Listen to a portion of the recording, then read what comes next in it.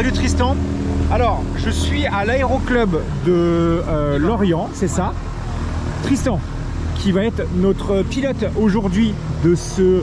On appelle ça des coucous, mais c'est pas un coucou. Donne-moi le modèle. Quel est ce modèle C'est un DR220. DR220. Il est de quelle année celui-là? 1966. 1966. Donc comme quoi les gars, même les anciens appareils quand même sont toujours en très bon état. Est-ce que tu sauras peut-être pas me dire, mais est-ce que par rapport, parce que j'ai pas mal volé en DR400, c'est pour ça. Ouais. Est-ce que la voilure, c'est comme du DR400, voilà. C'est du tendu? Exactement, c'est le même constructeur en fin de compte. C'est des toiles tendues, c'est ça? C'est un avion principalement fait de bois, notamment sur l'aile, et c'est une toile qui est tendue sur des nervures et sur des longerons. D'accord. Sur l'aile, en fait, sur la fabrication. Et donc toi, tu as passé ton PPL? Oui. Donc pour ceux qui savent pas ce que c'est PPL, grosso merdo, c'est le permis de l'air pour particuliers afin de voler. Exactement. Sur ce genre d'appareil là, c'est ça? C'est ça. Et donc toi, tu as eu ton PPL ici ou tu l'as passé autre part? Voilà, je l'ai passé ici. J'ai commencé en première, j'avais 1 an maintenant. Ça fait 1 an qu'il vole ici, c'est propre. Voilà. Ah, donc tu as fait tes armes là-dessus et tu n'as pas volé en DR400? Pendant ma formation, pas du tout. D'accord. Je me suis fait lâcher après, en fin de compte. Lâcher, c'est comme si vous voulez, vous avez le permis de conduire et pour passer sur une autre voiture, pour faire très simple, hein, pour simplifier, il faut se faire lâcher par un instructeur. Donc c'est pas le cas pour les voitures, c'est le cas pour les avions et on peut avoir, en fin de compte, la licence permet de piloter un multiple nombre d'appareils. Il suffit juste entre guillemets d'avoir des lâchers sur des appareils spécifiques. En gros, si je dis pas de bêtises, tu me reprends Tristan si je me suis trompé, un lâcher en gros, c'est-à-dire qu'on va te dire ok, tu as ton PPL, tu veux piloter, j'en sais rien, genre admettons ce qui est en face, peut-être une bêtise, mais admettons ce qui est en face, l'avion de voltige, on te dit en gros, on te met dedans, tu pars voler, tu es en contact radio avec ton instructeur ou est-ce qu'il est avec toi? L'instructeur est avec moi la première fois où on est dans l'avion. D'accord. On appelle ça voler en double, donc avec un instructeur à côté. D'accord. Et puis au début c'est surtout des tours de piste et puis avoir la différence entre les différents avions, notamment sur ceux-là par rapport au DR400 qui vient de partir. Ok. La principale différence déjà, c'est des avions qui sont beaucoup plus légers, on le ressent en manche. La plus grosse différence, c'est donc la roulette de queue. La fameuse roulette de queue. Voilà, si vous avez fait attention au DR400 qui est parti, en gros, la petite roulette de queue qui est ici, sur un DR400, il est mis au niveau de l'hélice à l'avant. C'est-à-dire que votre appareil de base est constamment droit, c'est ça? C'est ça. Sur celui-ci, on a une roulette de queue. C'est-à-dire que l'appareil finalement est posé sur l'arrière de l'appareil et c'est cette petite roulette qui tourne à 360, je pense, ou non, même pas? Si, elle tourne à 360. Enfin, jamais en vol, mais si on pousse, on peut. Oui. On peut le pousser et tourner à 360. C'est deux avions qui sont différents. Il y a l'un qui est train tricycle, pardon, et l'autre train classique. Donc celui-là, c'est un train classique avec 2 trains principaux à l'avant. Qui sont donc juste devant, en dessous, là, qu'on a vu avec, si on tourne un petit peu. Et une roulette de queue à l'arrière. Oh, c'est beau. Donc comme le Cap 10, l'avion de voltige. L'avion de voltige qu'on voit là-bas. Dans le hangar. Et ça, c'est genre quoi, ça? C'est le pitot, c'est ce qui permet de calculer ta vitesse. En gros, c'est de l'air. Il est énorme. Oui, il est gros. C'est de l'air qui rentre dans un tube. Ouais. Et en cet gros, air-là se transforme en pression et ça crée une pression. Cette pression-là, ça donne une indication de vitesse, en fait. D'accord. Alors, je dis ça parce que je dis pas qu'on s'amusait à faire des décrochages avec mon pote à l'époque, mais si je dis pas de bêtises, ça, c'est l'indicateur de décrochage, voilà, c'est ça? En gros, c'est le vent qui pousse constamment. Exactement. Ici. Et une fois que, admettons, il n'y a plus de portance, c'est-à-dire qu'en gros, l'air qui passe au-dessus va plus vite que l'air d'en dessous, donc ça crée une portance, ton avion vole. Et si à un moment, il n'y a plus assez de vitesse de vent au-dessus, tu deviens un caillou. Voilà. En gros, l'avion cesse de voler et en fait, il n'y a plus de pression qui appuie ici. En fait, il y a un bruit. En général, c'est un bruit qu'on n'aime pas entendre, sauf si c'est déclenché volontairement.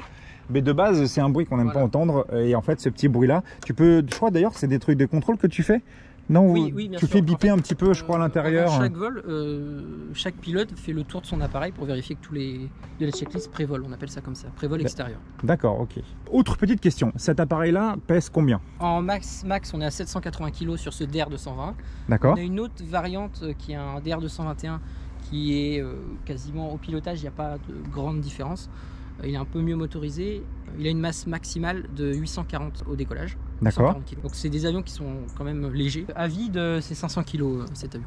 500 kg.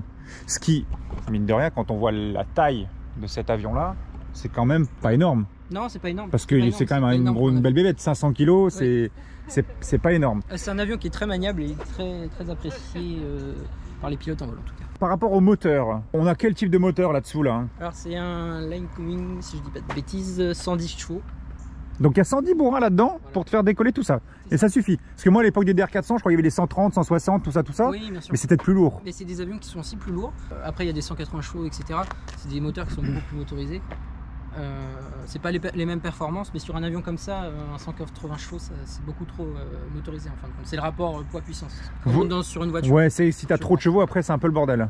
Ouais, surtout sur la mise de points, je pense que si on a un peu trop de puissance. Oui. Ah, tu m'étonnes. Dernière petite question, avec cet appareil-là, admettons, tu le prends à 180 km/h. Ça prend 180 max? Ou il y a une vitesse de max Alors il y a différentes vitesses qu'on peut voir sur le badin, que je vous montrerai tout à l'heure si tu veux.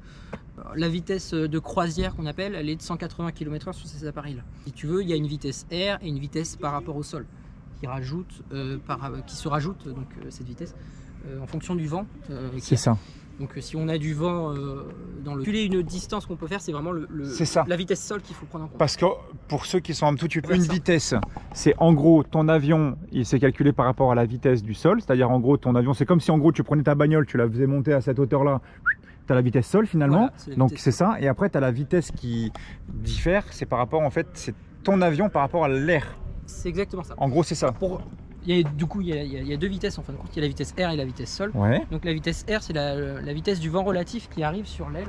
Donc la vitesse R, ce qui compte, c'est ce qui compte vraiment pour voler, pour permettre à l'avion de voler. D'accord. La vitesse sol, c'est plus côté calcul de performance, distance, temps. Donc voilà. Donc en fin de compte, la distance qu'on peut faire... Cet avion est capable... Et en termes de... Parce que tu dis qu'il y a 4h30 On a 4h30 d'autonomie. Mais en gros, grosso merdo, si là, admettons là, aujourd'hui, je te dis, tiens, vas-y, on est chaud, on fait le plein, tu peux nous amener à Paris, tu peux nous amener dans le sud, tu peux nous amener... Il y a assez d'autonomie en un plein ou il faut qu'on fasse des étapes? Alors, il y a des restrictions. Par exemple, on doit se poser obligatoirement en navigation avec 30 minutes de réserve minimale. C'est l'aéronautique, c'est beaucoup de... Ah bah il y a plein de procédures. De procédures, de restrictions. C'est ce qui fait que c'est super sûr aussi. On s'amuse pas à faire 4h30 de vol. Tu fais pas comme en voiture quand la réserve en bagnole te dit oh il reste 60 km, tu dis vas-y on va tirer quand même. Non, là on joue pas à ça. Mais voilà, il faut savoir que par rapport à d'autres avions, il a une autonomie qui est quand même très appréciable. Il est beau, moi j'aime bien. Oui, c'est un joli avion. Et il a toujours été cette couleur là? Tu l'as toujours connu cette couleur depuis que tu es là toi? En fait les couleurs ils changent en fonction, c'est les couleurs de club, c'est un détail. Ouais, moi j'aime bien, je valide. Les gars, juste avant de décoller, on va avoir la putain de chance de voir un Hawkeye. Grosso merdo, c'est un avion qui vous permet entre guillemets d'avoir un gros radar. Il a une énorme pizza en fait sur l'avion. Vous avez peut-être déjà dû voir ça dans des films. Regardez-le là-bas. Il est juste là-bas. Regardez-le. Là il est replié. Il a les ailes repliées parce que c'est pour passer aussi sur... Oh là là là là, pour passer sur les porte-avions si je dis pas de conneries. C'est incroyable. Tu m'avais dit qu'à l'arrière, donc les sortes de deux petites places qu'on a juste à l'arrière, oui, je vais vous filmer vite fait, vous allez voir à l'arrêt. En gros, ces deux petites places ici, c'est combien tu mets combien de kilos derrière? C'est un 2+2, donc 2 personnes plus 2 personnes. Sur cet appareil-là, on est plus à 3 personnes, parce qu'on est à 90 kg max sur la banquette arrière. Il va falloir que tu arrêtes de manger toi là-bas. Du coup, on est à 90 kg max sur la banquette arrière. C'est pour ça que je te parlais des variantes DR221, DR220 aussi, des avions qui sont un peu plus puissants. Actuellement, ils sont en vol. D'accord.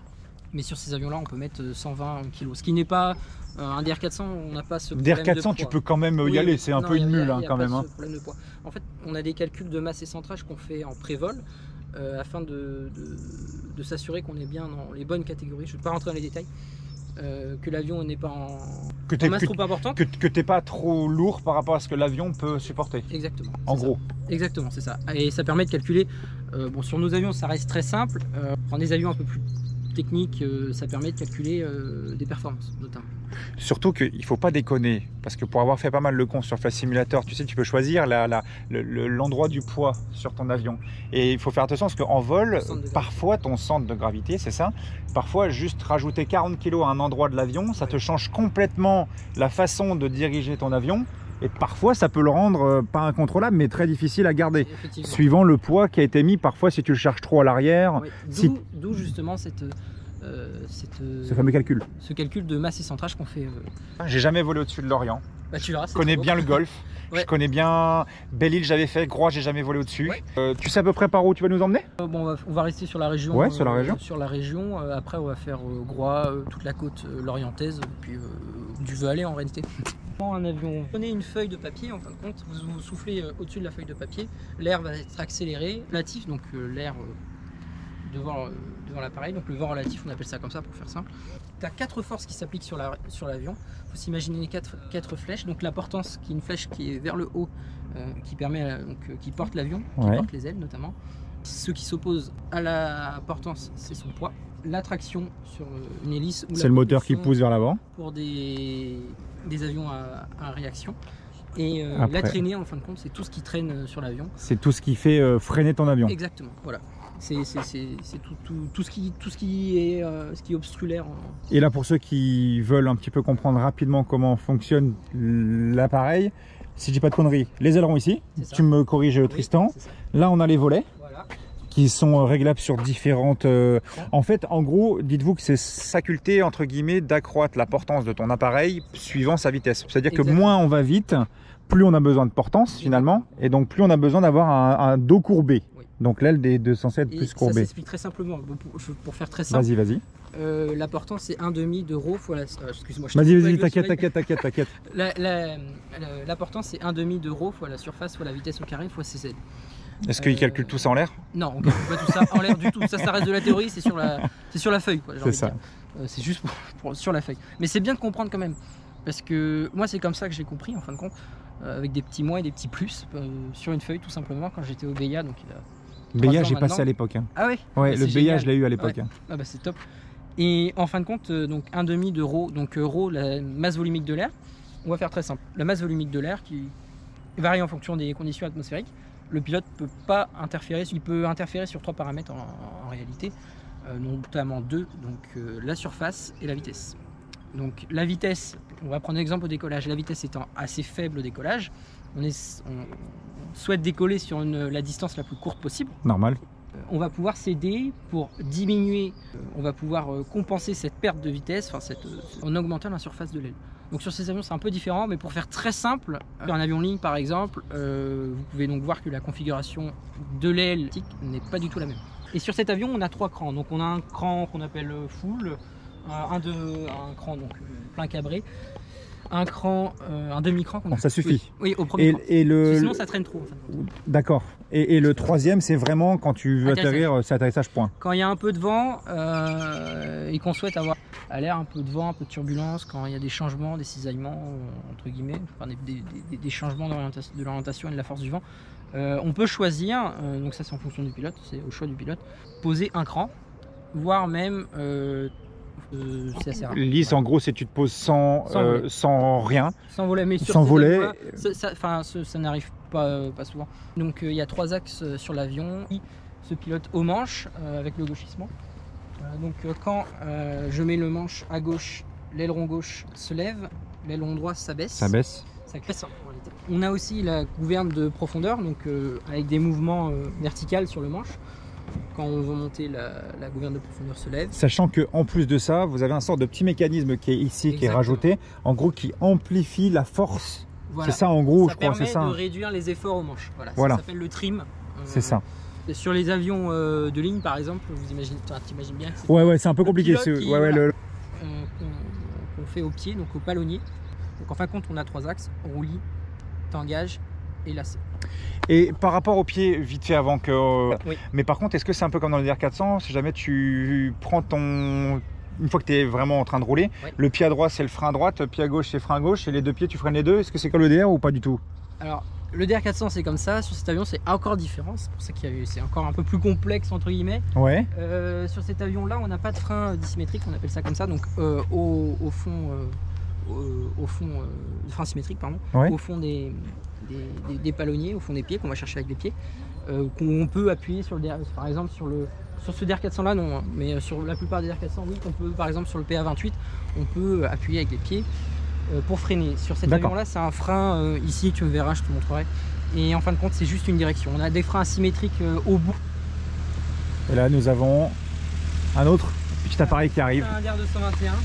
Donc ça, c'est la version un peu au-dessus. Ouais, c'est les mêmes, hein. C'est peu de choses près. Ce sont les mêmes parce que c'est super rapide. Voilà. Oh, c'est génial. J'ai tellement hâte les gars, j'ai tellement hâte, vous imaginez pas. Bon, je vous explique juste rapidement moi les choses que je connais. Vas-y, pas de souci. Là ici vous avez un horizon artificiel les gars. Ensuite là c'est un cap. Là c'est ton altimètre. Là c'est ta pression d'huile, c'est ça, température d'huile. Voilà, température. Ton essence. Ça c'est ton inclinaison de ton avion, c'est ça? Non, c'est le variomètre, c'est le taux de montée de descente en pieds par minute. Enfin, c'est pour savoir si on doit mettre ah oui, c'est pour réchauffer, je crois. Le réchauffe carburateur. Le réchauffe carburateur, c'est ça. Et là regardez comment on est actuellement. Ça va, est-ce qu'on est calé derrière ou quoi? On est bien. On est bien? Ah ouais. C'est stylé de fou, hein? Ouais. J'adore. Parfait. Alors voilà.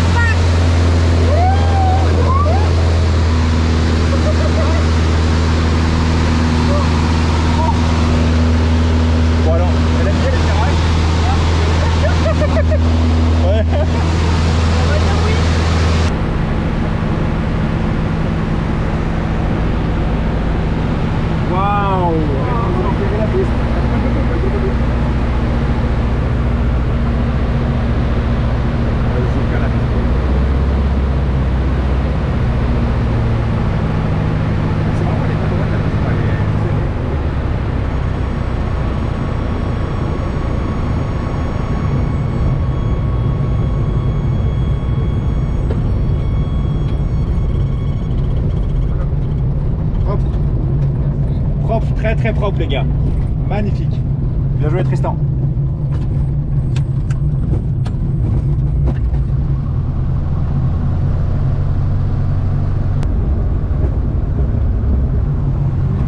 Les gars, c'était incroyable. Franchement, Tristan, t'as géré de ouf. Merci, Vasco. Qu'est-ce qu'on a pensé derrière? Alors? Ça décoiffe. C'est ouf, hein? C'est trop bien. Bon, il y a des moments où t'as un peu des haut le cœur parce que c'est des sensations que t'as pas l'habitude, tu vois. Moi, je commence un peu à avoir l'habitude, mais bon, derrière, forcément, voilà. Mais c'était ouf, hein. On a vu des couchers de soleil. Ouais, c'était très beau. C'était magnifique. Et là, on va passer à la case le petit plein. En commentaire, les gars, n'hésitez pas à lâcher votre meilleur pouce bleu. Abonnez-vous, bientôt les 20K. Et puis, j'ai kiffé. Ce serait moi, je resterai en vol. Il devrait mettre, hein, franchement, le plein. Bon, allez, bisous tout le monde. Ciao, ciao. Merci, Tristan.